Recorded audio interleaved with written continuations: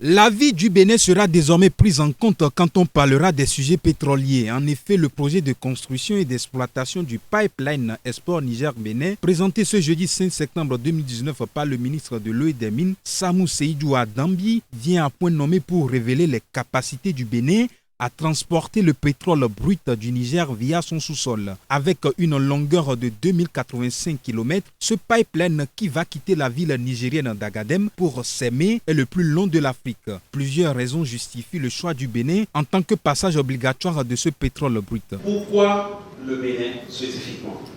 Parce que notre pays offre ce que les autres ne peuvent pas offrir. Je ne voudrais pas les citer. La stabilité politique, la sécurité, mais aussi la paix.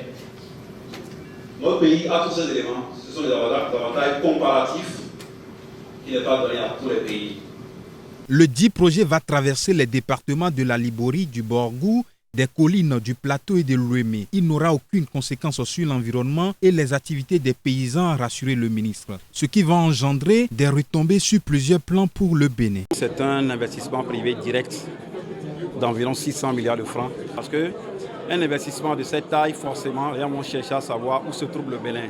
Notre pays également participera désormais, d'ici 2 ans, une fois que les travaux seront terminés, à entrer sur la liste des pays qui abritent des pipes.